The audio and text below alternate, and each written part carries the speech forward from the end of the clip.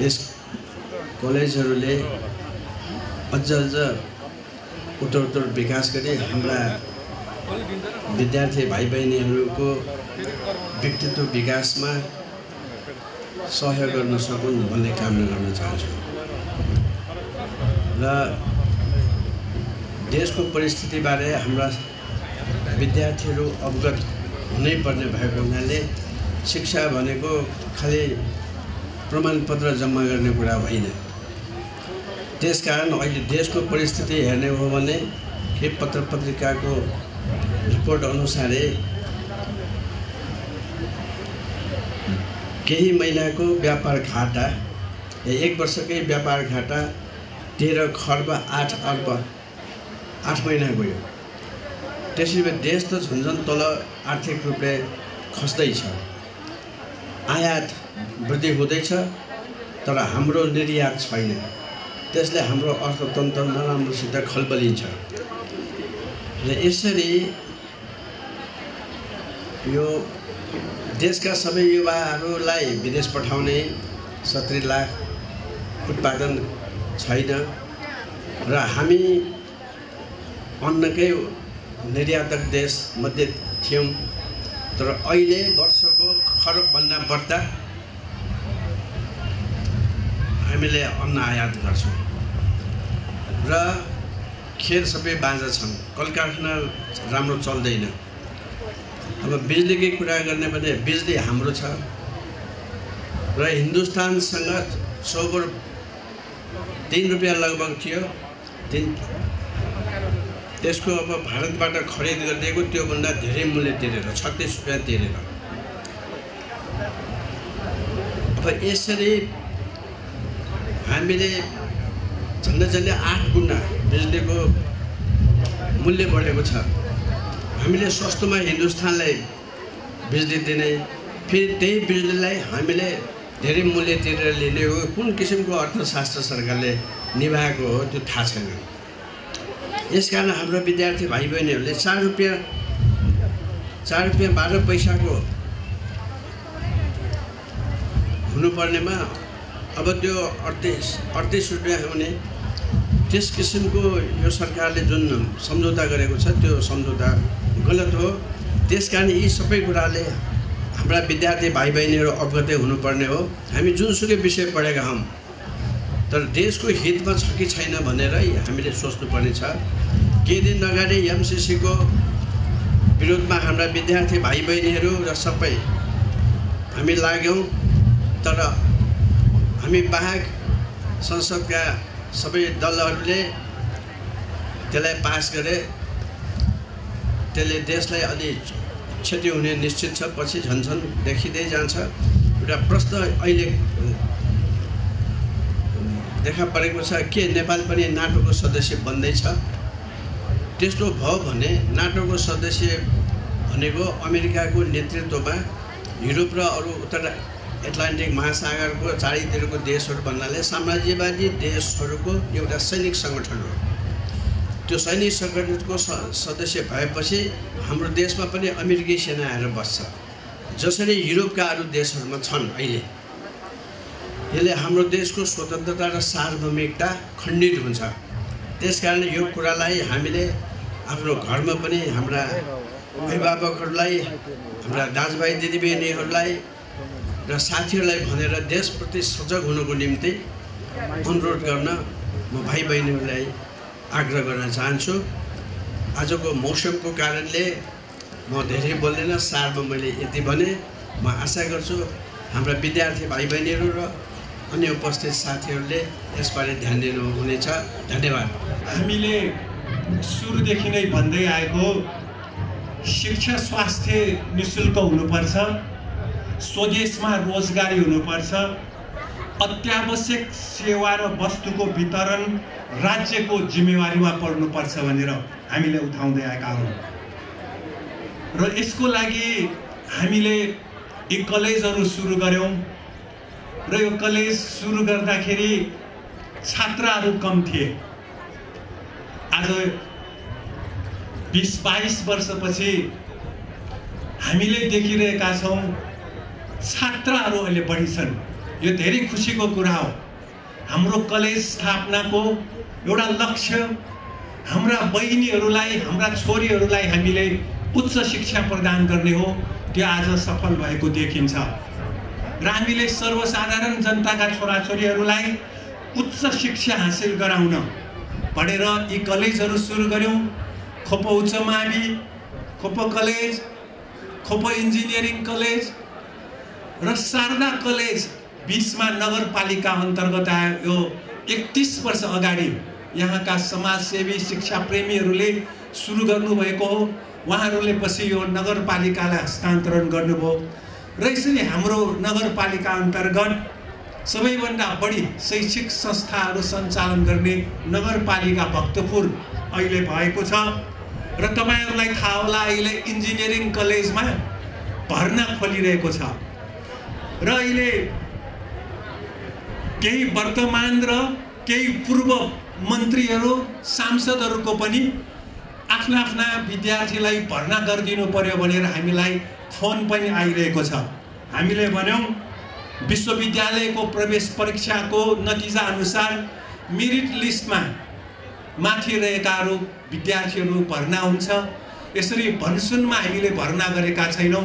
भन्सुनमा विद्यार्थी भर्ना गर्ने हो भने मेरिट लिस्टकाहरू सबै आउट हुन्छ। त्यस्तो गर्न मिल्दैन। बरु तपाईहरुले हामीलाई खोप विश्वविद्यालय सञ्चालनको हाम्रो विधेयक पारित गरिदिनु होला। हाम्रो नर्सिङ कलेज 18 वर्षसम्म भर्ना भइरहेको यो वर्ष किन रोक्नुभयो? त्यसलाई भर्ना खोलिदिनु होला भनेर हामीले जानकारी गरायौं, सुझाव दियौं र हामीले भन्यौं खोप विश्वविद्यालय भएको भए मेडिकल कलेजमा एमबीबीएस पनि 10-15 लाखमा हामीले सञ्चालन गर्थ्यौं। तपाईहरुले किन दिनु भएन भन्दाखेरि उहाँहरुको इच्छा निजी कलेजहरूलाई रोक्न मिल्दैन रे, उहाँहरुको भनाइ।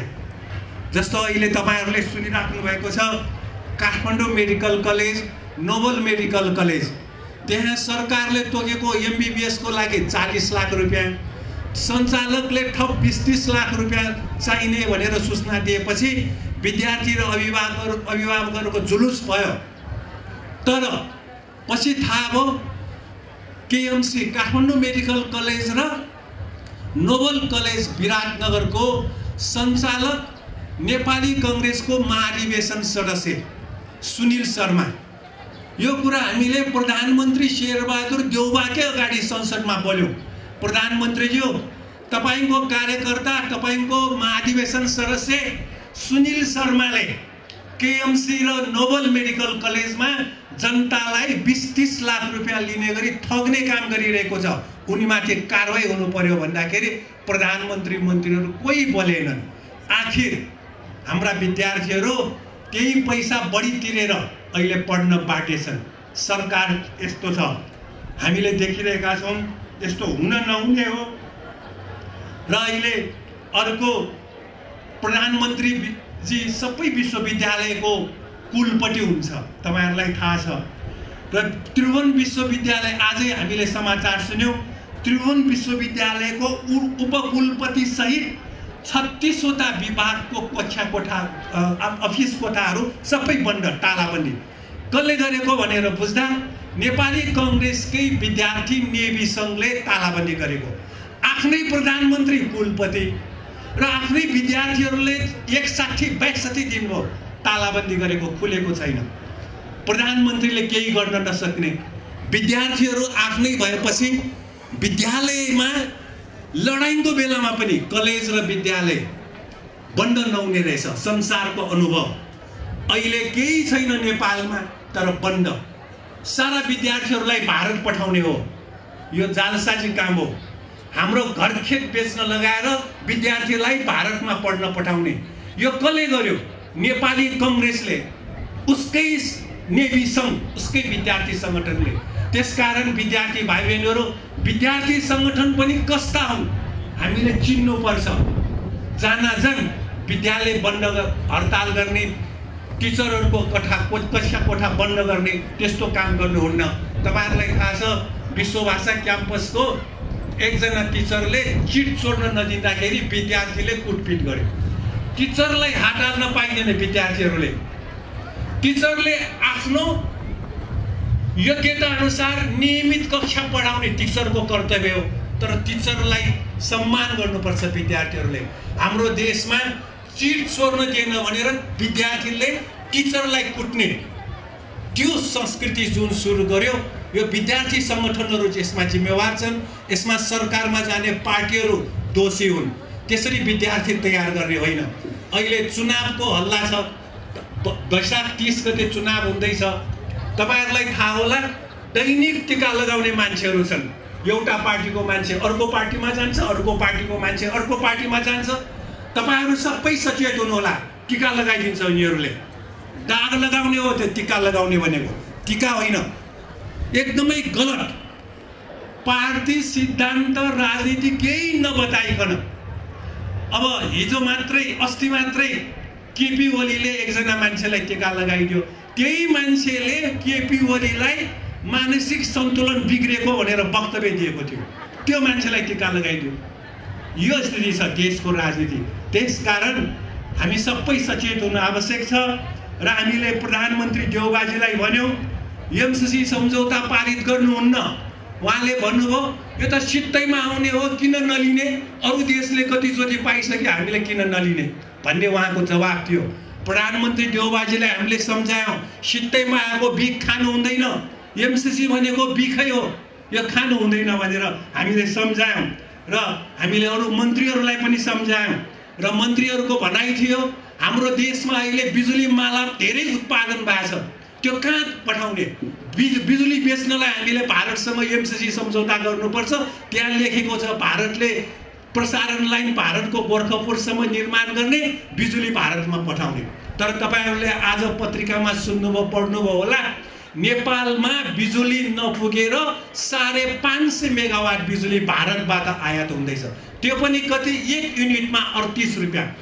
र त्यो उद्योगहरूलाई दिने, उद्योगहरूलाई 11 रुपैयाँमा बेच्ने, 38 रुपैयाँमा भारतसँग किन्ने, 11 रुपैयाँ बेचेपछि महिनाको 8 अर्ब सरकारलाई घाटा हुने।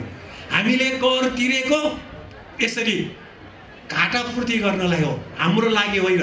हाम्रो घरमा त 2टा चिम्बल छ। हामीले सरकारहरूलाई भन्यौं, भारतमा बिजुली बेच्ने बेला भएको छैन, नेपालीलाई बिजुली चाहिन्छ।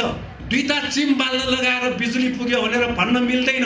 मन्त्रीहरूले अहिले जनताको घरमा के चाहिन्छ बिजुलीले काम गर्ने? वासिङ मेसिन छ, फ्रिज छ, वाटर पम्प नचलाई पानी आउँदैन, खाना पकाउनेलाई ग्यास किन पकाउने? भारतबाट किन ग्यास ल्याउने हामीले महँगोमा? हाम्रै बिजुली सस्तोमा दिनुपर्छ भनेर हामीले मन्त्रीहरूलाई भन्यौं।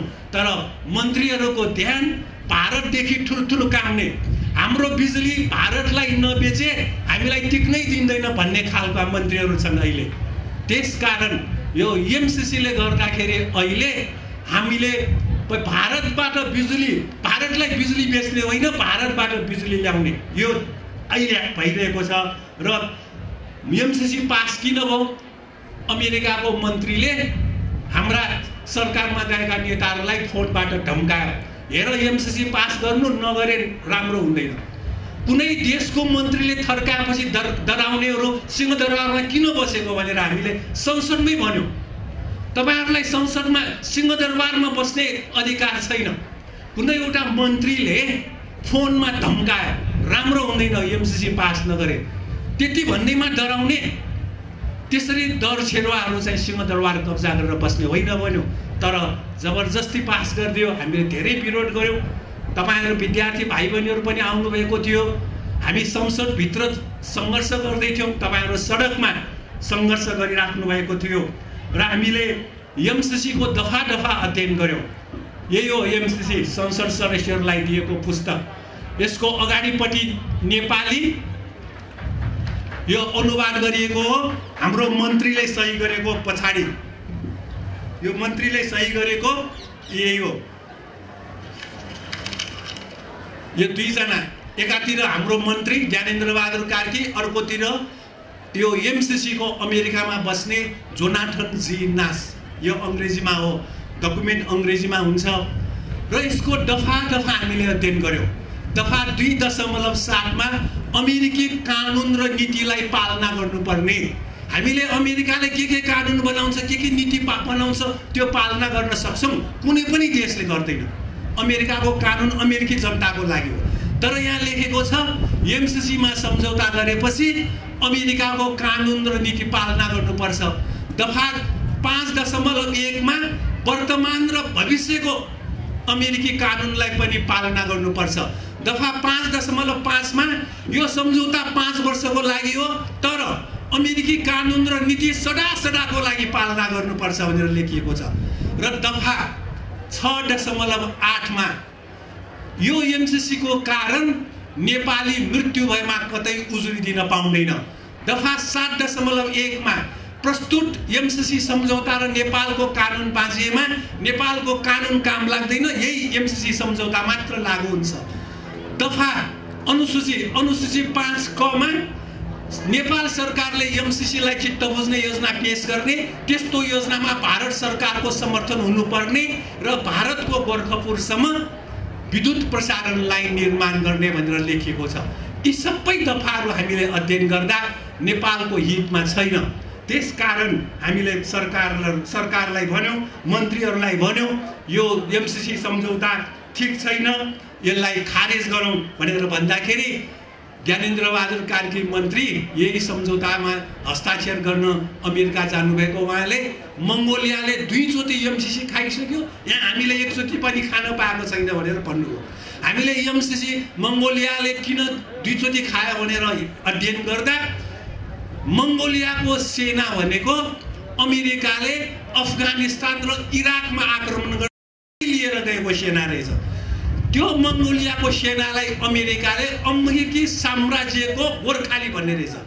हाम्रो गोर्खाली सेना बेलायतमा 200 वर्ष अगाडि 1816 सुगौली सन्धिको समयमै हाम्रो नेपाली युवालाई बेलायतले गोर्खाली सेना बनाएको।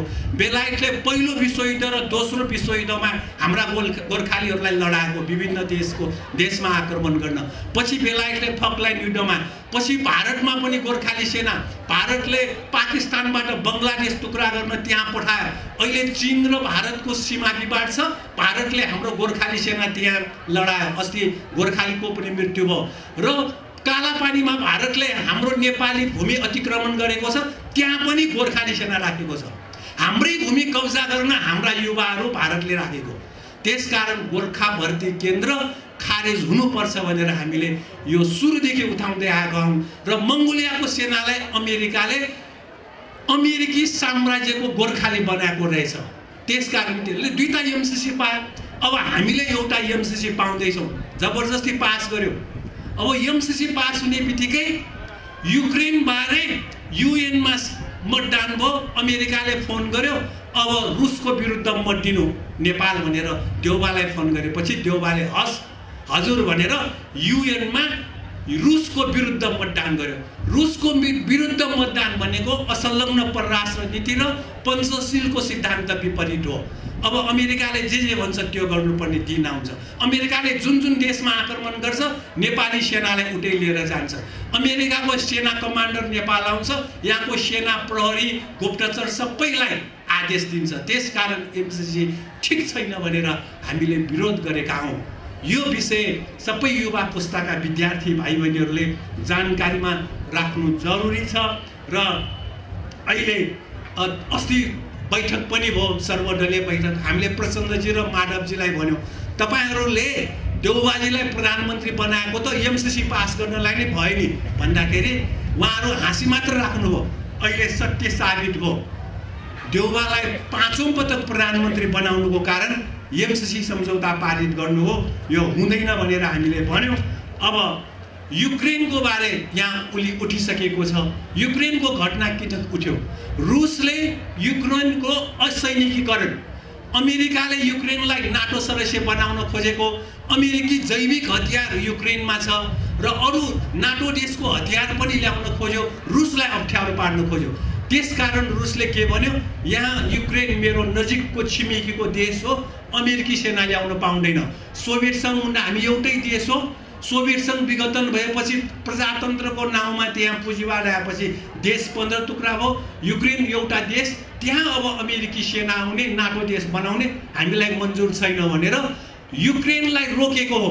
तर युक्रेनको राष्ट्रपति जेलेन्स्की भन्ने मान्छे अमेरिकामा धन सम्पत्ति थुपारेको, त्यो पहिला हाँसे कलाकार भएर धेरै पैसा कमायो। आज हामीले सुन्यौँ नि, भारतको एकजना कलाकार आउँदैछ, नेपाल आउँदाखेरि 4 करोड पैसा लिने भयो। अब कलाकारहरूको डर, किन पैसा दिनु पर्यो? 4 करोड यहाँका कसले पैसा तिरेर उसलाई नेपालमा ल्याउँदैछ, भारतको कलाकारलाई। यो जेलेन्स्की पनि हाँसे कलाकार भएर पैसा कमाएको रहेछ। उसले आफ्नो देश युक्रेनमा नराखिकन विदेशमा पैसा राखेको रहेछ। पछि एउटा फिल्म बनायो, त्यो फिल्ममा ऊ अलिकति समाजसेवक भनेर उसलाई देखाएको रहेछ। त्यही समाजसेवक फिल्मको नामबाट ऊ राष्ट्रपति चुनावमा जित्यो। राष्ट्रपति चुनावमा जिताउनलाई सबै अमेरिकाले सहयोग गरेको हुनाले अहिले अमेरिकी सेना यो युक्रेनमा ल्याउनको लागि उसले सहमति दियो। र हिजो अस्ति जेलेन्स्कीले बोले, युक्रेनको राष्ट्रपतिले, सारा संसारका मान्छे रुसको विरुद्ध सडकमा आउनु पर्यो रे। रुसको विरुद्ध होइन, जेलेन्स्कीले विदेशमा किन पैसा राखेको र अमेरिकाको हतियार किन युक्रेनमा राखेको, त्यसको विरुद्ध जनता, संसारका जनता सडकमा हुन्छ। उसले भने जस्तो हुँदैन। किन भन्दाखेरि रुसले अहिलेसम्म युक्रेनलाई आक्रमण गर्ने भनेर जनताको घर घरमा आक्रमण गरेको छैन। जहाँ जहाँ सेना छ त्यहाँ हेर, नाटो नल्याउनु, अमेरिकी सेना नल्याउनु, यसलाई असैनिकीकरण गर्नुपर्छ, शान्ति यहाँ यो क्षेत्र शान्तिमा राख्नुपर्छ भनेर त्यति मात्र भनेको हो अहिलेसम्म रुसले आक्रमण गरेको भए त धेरै जनधनको क्षति हुन्थ्यो। जसरी इराक, अफगानिस्तान, लिबियामा अमेरिकाले आक्रमण गर्दा धेरै मान्छेको मृत्यु भयो, धेरै जनधन क्षति भयो। तर रुसले त्यो ढङ्गले आक्रमण गरेको छैन। र साथसाथै अहिले भारतले जलविद्युत आफ्नो देश, जलविद्युत चाहिँ के गरेको रहेछ भारतले? जलविद्युत आफ्नो देशमा बनेको जलविद्युत चाहिँ आफ्नै देशमा राख्ने, अनि यो नेपाललाई दिने विद्युत भनेको कोइलाबाट उत्पादन भएको, प्राकृतिक ग्यासबाट उत्पादन भएको, यो पेट्रोल तेलबाट उत्पादन भएको, त्यो चाहिँ नेपालमा पठाउने रहेछ। त्यसैले त्यसको मूल्य वृद्धि भयो। जस्तो पानीबाट निस्कने बिजुलीको मूल्य घट्छ। त्यसैले हामीले कोशी सम्झौताको विरोध गर्यौँ, गण्डक सम्झौताको विरोध गर्यौँ। कोशी सम्झौता नेपाली कांग्रेसकै मातृका प्रसाद, गण्डक सम्झौता नेपाली कांग्रेसकै बीपी कोइराला, महाकाली सन्धि एमाले र कांग्रेस मिलेर, पछि आएर कर्णाली र अरुण माओवादी समेतको समर्थनमा हाम्रो नदी नाला सबै भारतले लिएपछि यहाँ बिजुली केबाट निकाल्ने? हामी दैलेख कालीकोट जुम्लामा जाँदा कर्णाली बगिरहेको हुन्छ, त्यहाँको 1 गिलास पानी नेपालीले लिन पाउँदैन। भारतलाई सम्झौता गरिसकेको हुनाले त्यो पानी लिन नपाउने भनेर हाम्रा मान्छेलाई डर, नेपालीलाई डर, हाम्रै भूमिको हाम्रो नदी नाला हामीले छुन्न नपाउने त्यस्तो देशघाती सम्झौता गर्नु हुँदैन भनेर हामीले सुरुदेखि विरोध गर्दै आएका हौँ र यस सम्झौता खारेजीको लागि हामीले आवाज उठाएका हौँ। र अन्तमा म त्यहाँ भारतले नेपाललाई पनि मल दिने भनेर अस्ति छलफल भयो, एउटा सम्झौता भयो। हामीले कृषि मन्त्रालयमा गएर बुझ्यौँ, मल चाहिँ भारतले कस्तो दिने रहेछ? आफ्नो देशमा बनेको मल भारतलाई नै पुग्दैन, त्यो नदिने, भारतले तेस्रो देशसँग किनेर हामीलाई दिने रहेछ। भनेपछि भारत त बीचको बिचौलिया हो, मलको पनि बिचौलिया भारत, यो बिजुलीको पनि बिचौलिया रहेछ। उसले आफ्नो देशमा उत्पादन भएको मल पनि नेपालमा पठाउँदैन, बिजुली पनि पठाउँदैन। बिजुली पनि कोइला र पेट्रोल अरू देश, प्राकृतिक ग्यास अरू देशबाट किनेर त्यहाँ उत्पादन गरेर बेच्ने, मल पनि अरू देशमा किनेर नेपालमा पठाउने।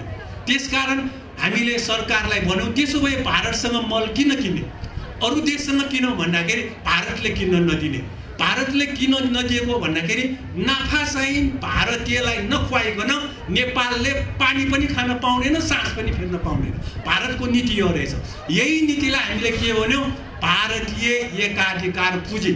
भारतीय एकाधिकार पुँजीले उसलाई नाफा नखुवाइकन नेपालीलाई पानी पनि नखुवाउने, चामल पनि नदिने, दाल पनि नदिने, यो स्थिति छ। त्यसकारण हामीले भन्यौँ भारतमा कामदार जनता, त्यहाँका राम्रो पार्टी, जनताको पार्टीको सरकार नआएसम्म नेपाली जनताले सुख पाउने स्थिति छैन।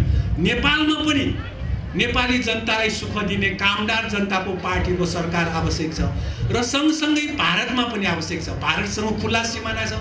अहिलेको मोदी सरकार त्यसले चाहिँ नेपाली जनताको कहिले पनि हित गर्दैन। त्यहाँ भारतीय जनतालाई नै दमन गर्ने सरकार हो यो मोदी सरकार भनेको। त्यसैले उसले नेपालीलाई केही चिज पठाउनु पर्यो भने नाफा खाएर मात्र पठाइरहेको छ। त्यसो नगरौँ भनेर हामीले भन्यौँ र नाकाबन्दीको बेलामा पनि भारतले हामीलाई दुःख दियो र त्यस बेला हामीले भारतको विरुद्ध नारा पनि लगायौँ संसदमा। त्यस बेला एमाले माओवादी काङ्ग्रेसका सांसदहरूले भारतको विरोध गरेर चुनावमा जित्दैन भनेर हामीलाई भनेका थिए। 74 सालको चुनाव भयो, 72 सालमा नाकाबन्दी, अनि हामी संसदमा गयौँ, जित्यो तपाईँहरू चुनावमा। भारतको विरुद्ध नारा लगाएपछि चुनावमा जित्दैन अरे उनीहरूको भनाइ। अनि तपाईँहरूले चुनावमा पैसा खर्च गरेर भोज खुवाएर जितेको होइन भन्दाखेरि अब त्यसो नगरी भोटै दिँदैन। हामी त 5 वर्षमा 2-4 चोटि जाने हो, घर यता काठमाडौँ नै हो, चुनावमा उता जाने जितेर आउने। अनि हामीले भन्यौँ हामीले त यहाँ खोपो कलेजहरू बनायौँ, तपाईँहरूले पनि आफ्नो निर्वाचन क्षेत्र र जिल्लामा त्यही घर बनाएर त्यही कलेजहरू खोल्नु पर्दैन भन्दाखेरि के जवाफ दिए त्यो जितेकाहरूले, काङ्ग्रेस एमाले माओवादीहरूले? त्यो जिल्लामा त छाप हाल्नेहरू बस्छन्, हामी त कहाँ बस्ने रे? उनीहरूले जनतालाई छाप हाल्ने भन्ने रहेछ। किन त्यस्तो भनेको भन्दाखेरि पैसा नखाई भोट दिँदैन, अब छाप हाल्ने नभनिकन के भन्ने? त्यसरी जनतालाई हेला गर्ने पार्टीका नेताहरू अहिले सिंहदरबार कब्जा गरेर बसेका छन्।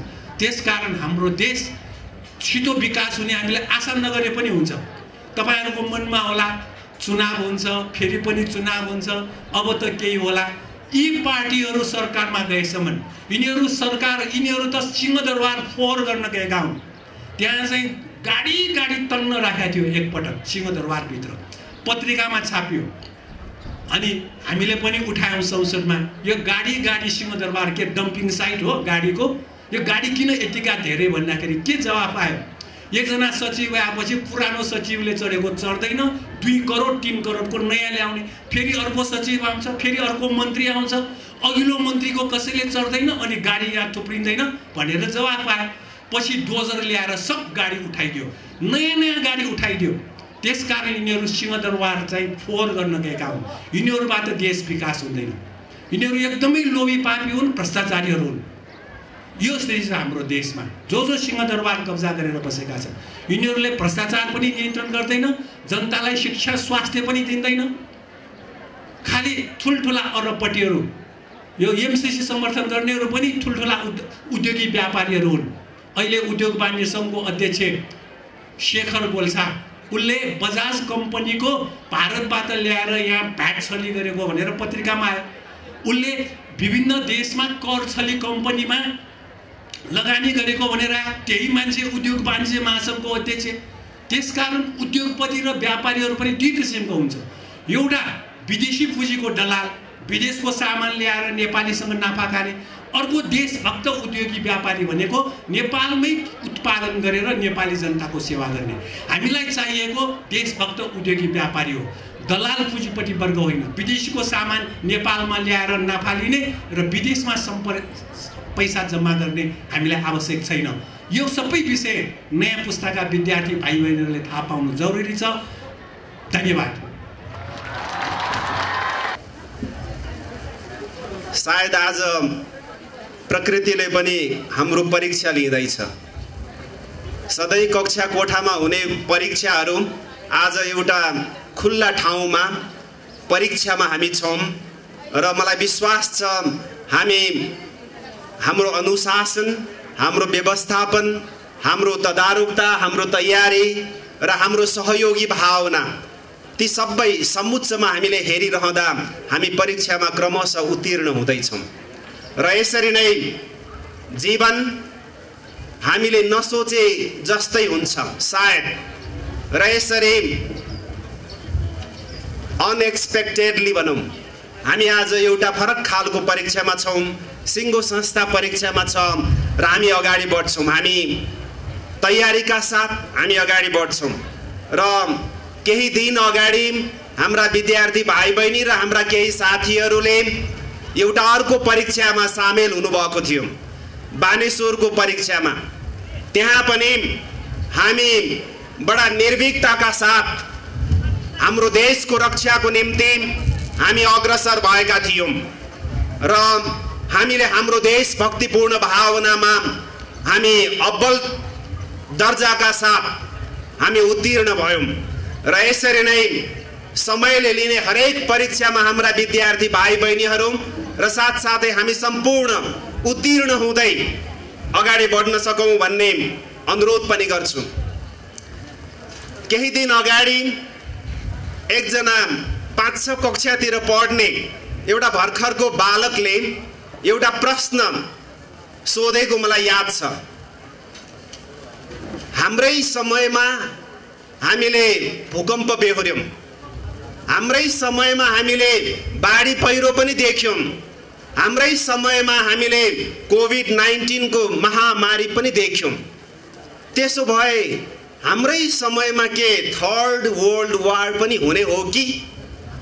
यो एउटा प्रश्न सामान्य एउटा बालकले, भर्खरको एउटा बच्चाले तेर्स्याएको थियो र म यहाँ अनुरोध गर्न चाहन्छु हाम्रा शिक्षक शिक्षिका मित्रहरूलाई र अलिकति संवेदनशीलता सहितका हाम्रा साथीहरूलाई यो प्रश्नको मनोसामाजिक अर्थ अथवा भनौँ यसको socio economic, socio cultural, socio political यो फरक डाइमेन्सनबाट अलिकति क्लोज स्टडी गर्न आवश्यक छ र गम्भीरतापूर्वक लिन आवश्यक छ भन्ने मलाई लाग्छ। र अहिले हामी यसरी एउटा जिम्मेवार शैक्षिक संस्थामा आँगनमा छौँ। म विशेष अनुरोध के पनि गर्न चाहन्छु भने हामीले सदाचार, शिष्टाचार, अनुशासनका विभिन्न कुराकानीहरू गर्यौं।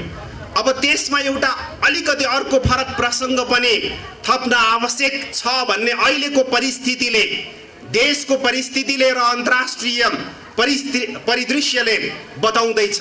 त्यो भनेको हाम्रा विद्यार्थी भाइ बहिनीहरूलाई अब हामीले कूटनीतितिर, डिप्लोमेसीको बारेमा, फरेन पोलिसीको बारेमा, इन्टरनेसनल रिलेसनको बारेमा हामीले अब जानकारी दिन आवश्यक छ। यो क्षेत्रमा हामी जति ढिलाइ गर्छौं त्यति हामीले नोक्सानी बेहोर्नु पर्ने संकेतहरू देखिँदैछ। साथसाथै हाम्रो देशका हाम्रा हरेक बालबालिका विद्यालय तहदेखि माथिल्लो तहका हरेक विद्यार्थीहरूले अब अनिवार्य रूपमा कक्षा कोठामा र बाहिर अनिवार्य रूपमा देशको विषयमा र साथसाथै कम से कममा दुईटा छिमेकी देशको विषयमा अब पठन पाठन आवश्यक देखिँदैछ। विशेष गरेर छिमेकी देश चीन र अर्को छिमेकी देश भारत। यो दुईटै देशको जानकारी बिना र यो दुईटा देश बीचको हाम्रो देशको सम्बन्ध, नेपाली जनताको सम्बन्ध, जनस्तरको सम्बन्ध यदि हामी बुझ्न सक्दैनौँ भने हाम्रो इकोनोमी पनि फ्लोरिस हुन सक्दैन। हाम्रो न त अर्थतन्त्रको विकास हुनेछ न त हाम्रो देशको समुच्चमा विकास हुनेछ। यस विषयमा हाम्रा सम्पूर्ण संवेदनशील र जिम्मेवार व्यक्तित्वहरूले ध्यान पुर्याउनु हुनेछ भन्ने आशा एवं विश्वास छ। ती दुईटै देशहरू विश्वका ठूला ठूला सभ्यताहरू हुन्। ती दुईटा सभ्यताको यथोचित अध्ययन बिना हाम्रो अध्ययन, हाम्रो जानकारी, हाम्रो विशेषज्ञता अधुरो हुनेछ, अपुरो हुनेछ। यस अर्थमा हामीले आफूलाई चिन्नको निम्ति अब यी दुईटा देशहरू बीचको हाम्रो सम्बन्ध कस्तो रह्यो, कसरी अगाडि बढ्ने छ, त्यति जानकारी सहित हामी अगाडि बढ्न सकेको खण्डमा हाम्रो ज्ञानले हाम्रो देशको सेवा गर्न सक्नेछ। हाम्रो समाजले यथोचित रूपमा परिवर्तनको अनुभूति र अपेक्षा यथोचित रूपमा त्यो परिवर्तनको पनि सुनिश्चितता हामीले देख्न सक्नेछौँ, पाउनेछौँ। त्यस अर्थमा Nepal China relation, Nepal India relation र पिपल टु पिपल रिलेसन यसको विषयमा आगामी दिनमा अलिकति अभिरुचिपूर्वक र हाम्रो निम्नतम आवश्यकता हो भन्ने विषयमा जानकारी राखौँ भन्ने म अनुरोध गर्न चाहन्छु। पछि हामी त्यसको विषयमा हामी छलफल गर्दै जाउँला। साथसाथै हामीले अनुभव गरिरहेका छौँ, आज चीनका विदेश मन्त्री नेपाल आउँदै हुनुहुन्छ, सम्भवतः ल्यान्ड भइसक्नुभयो र नेपाल चीन बीचको सदियौंदेखिको सम्बन्ध बिगार्ने तत्त्व यतिखेर देशमा साह्रै सक्रिय छ। हामीले सोचे भन्दा पनि बढ्ता सक्रिय छन् तिनीहरू।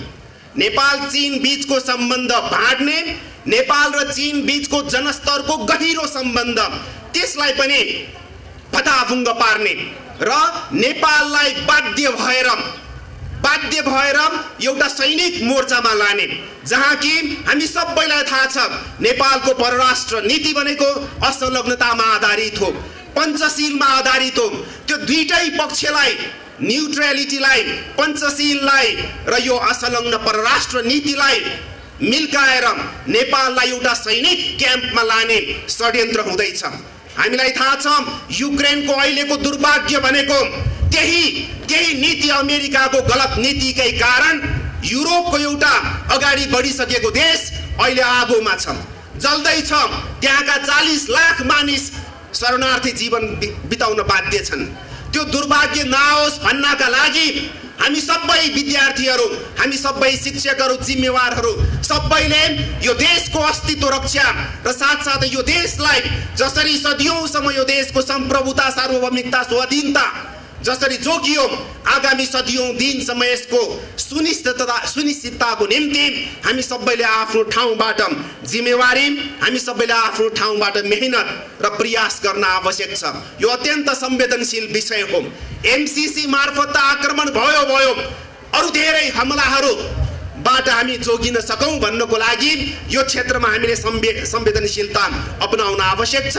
आजको यो दिनमा यदि अनुरोध यहाँहरूसँग गरेर यो हाम्रो संस्था खोप कलेज, खोप माविको यो कार्यक्रम, साथसाथै समारोह, वार्षिकोत्सव र विभिन्न गतिविधिहरू भव्य रूपमा सफल होस् र उत्तरोत्तर प्रगतिको कामना गर्दै मेरो भनाइ यही टुङ्ग्याउँछु। धन्यवाद। वार्षिक उत्सवको यस अवसरमा खोप परिवारलाई धेरै धेरै शुभकामना तथा बधाई दिँदै संस्थाको उत्तरोत्तर प्रगतिको कामना गर्दछु। आज खोप एक प्रतिष्ठित र लोकप्रिय शैक्षिक संस्था बनेर देशकै गौरवका रूपमा उभिन सफल छ। देश निर्माणमा र समाजको प्रगतिका लागि खोपले पुर्याएको योगदान उदाहरणीय मात्र होइन, प्रेरणादायी पनि छ। राजधानी जोडिएको यो भक्तपुरलाई कुनै बेला बत्ती मुनिको अँध्यारो भनेर हेला गरिन्थ्यो भन्ने सुन्दा अपत्यारिलो लाग्छ। आज देशको कुना काप्चाबाट यहाँ उज्यालो खोज्दै आउँछन्, उज्यालो लिएर फर्कन्छन्। हो, शिक्षाको उज्यालो। खोप तल्लो वर्गका जनताको सेवा गर्ने विचारको उपज हो।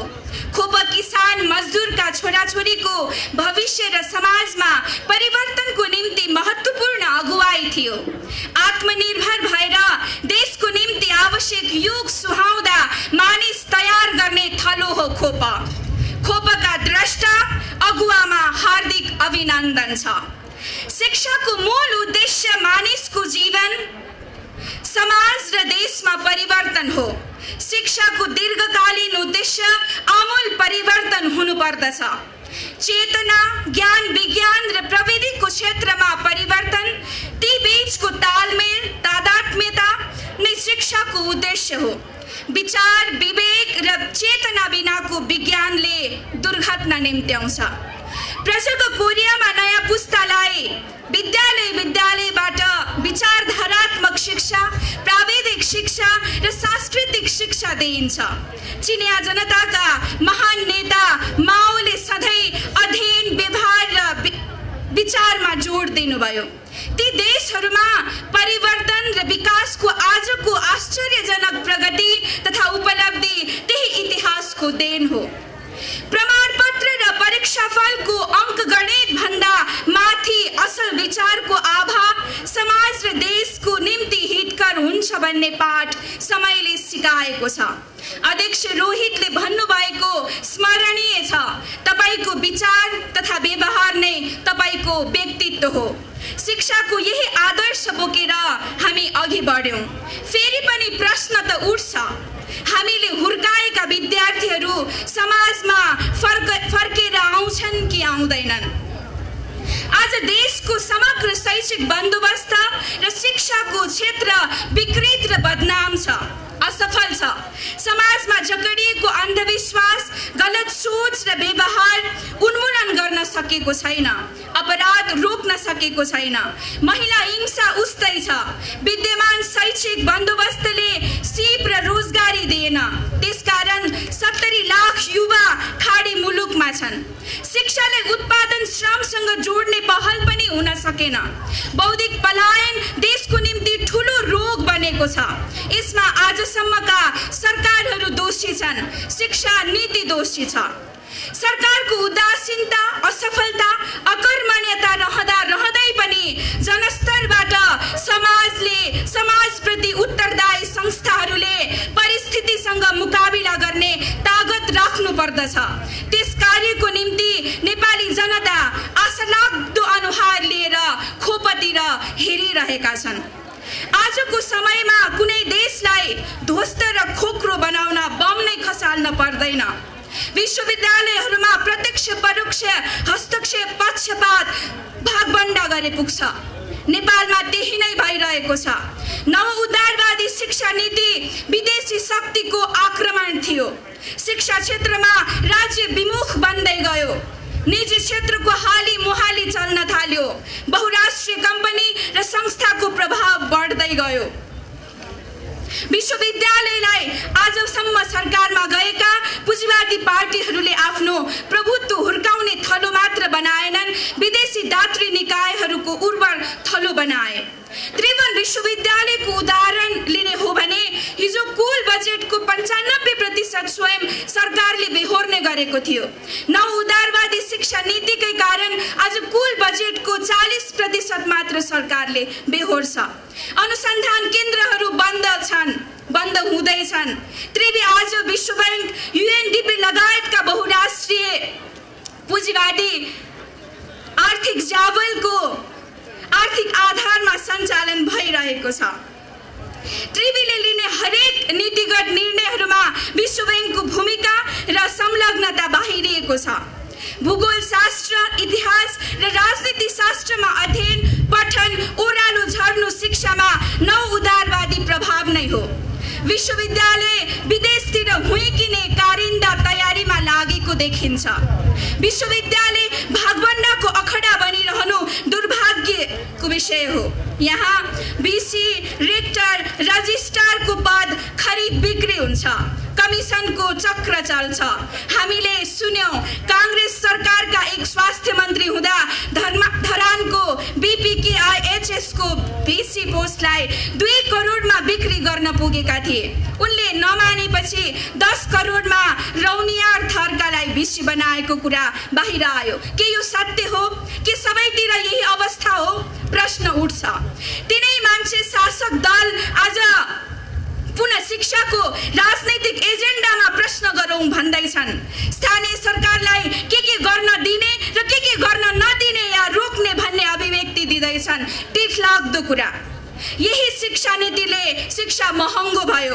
प्राविधिक, मेडिकल र इन्जिनियरिङ शिक्षा असाध्यै महँगो भयो। शिक्षामा विभेद छ। 2 थरीको शिक्षाको शिकार छन् नेपाली जनता। शिक्षामा माफियाकरण, असमानता समाज पछाडि पर्नुको कारण बन्यो। विकासमा अवरोध र नयाँ पुस्तामा निराशाको कारण बन्यो। देशको शैक्षिक स्थिति यति भताभुङ्ग हुनुमा दोषी को? शासक दल होइनन् भने को हो? राणा शासनमा शिक्षा सर्वसाधारण जनताको निम्ति प्रतिबन्धित थियो। पञ्चायत कालमा शिक्षा प्राथमिकताको विषय बन्न सकेन। प्रजातन्त्रको यो 30 वर्षमा शिक्षा क्षेत्र यति भताभुङ्ग र लथालिङ्ग कसले गर्यो? तिनै शासक दलहरू होइनन् र?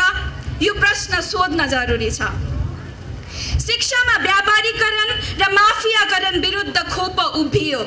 शिक्षामा सरकारको असमान र नवउदारवादी नीति र शैक्षिक जगतमा मौलाएको बेथिति अन्त्य गरी निःशुल्क, सर्वसुलभ तथा वैज्ञानिक शिक्षा नीति अवलम्बन गरेर मात्र समाजमा परिवर्तन अनुभूत गर्न पाउनेमा हामी विश्वास गर्दछौँ।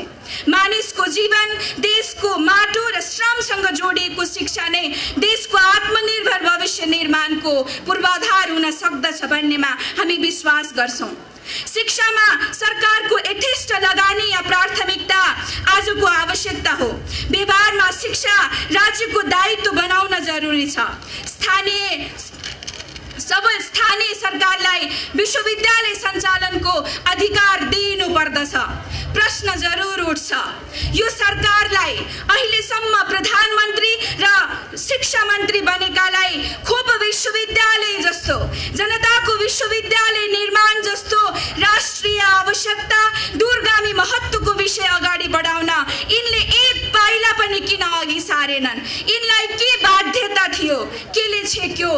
कसले रोक्यो? स्थानीय तहको निर्वाचन सम्पन्न भएको 5 वर्ष बित्दैछ। मावि तहको शिक्षालाई संविधानले नै सुम्प्यो। 5 वर्षको अन्तरालमा किन कुनै पनि स्थानीय तहले शिशुशाला, बालउद्यान र स्कुल कलेज स्थापना गरेन? के स्थानीय सरकारहरू पनि शिक्षाप्रति उदासीन भएकै हुन्?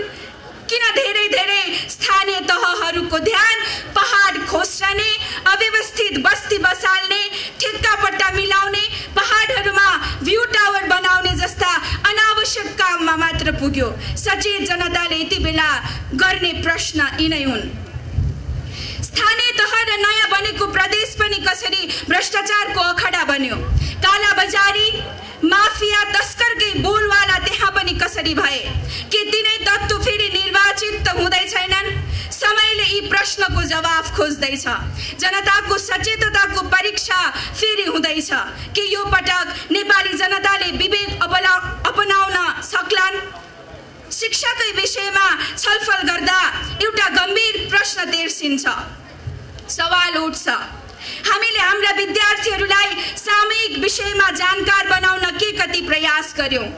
उदाहरणका लागि देशको अत्यन्त गम्भीर विषय वस्तुको रूपमा उठेको एमसीसीको विषय र त्यसले पार्ने दीर्घकालीन असरको विषयमा सचेत बनाउने काम र त्यसमा भएका देशहित विपरीतका प्रावधान विरुद्ध आवाज उठाउन उत्प्रेरित गर्यौं कि गरेनौं?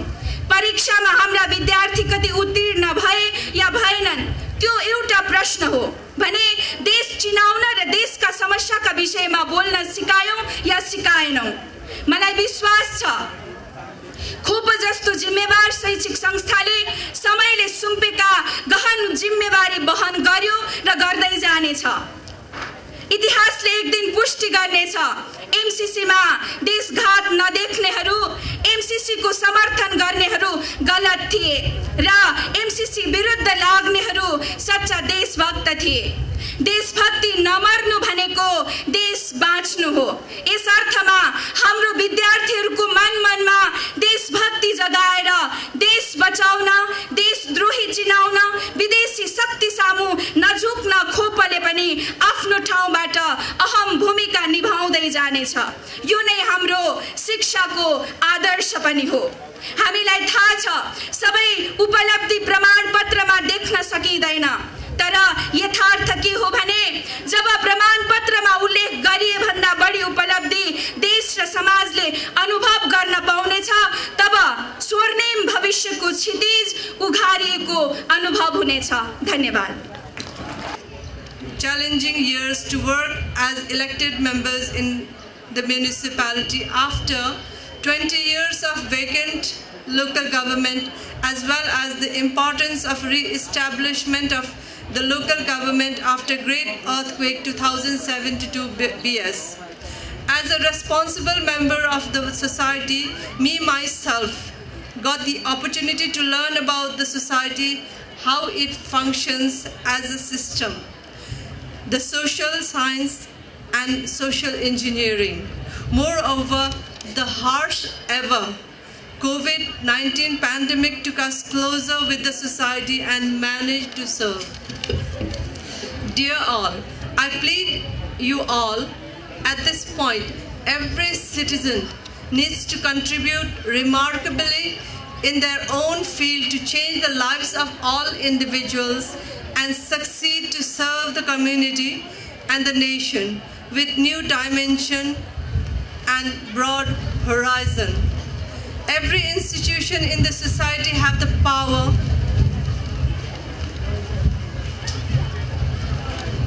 and responsibility to change people's life, and Bhaktapur municipality have full assurance that we all join our hands together for the refined outcome of our ancestors have shown the pathway. And let us jointly keep the liveliness and vibrancy of the city for infinity and be felt by a further generation.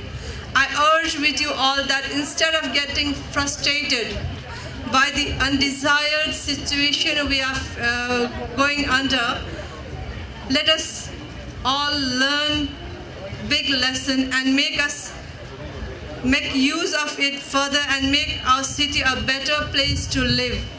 So let us say together we can, together we will.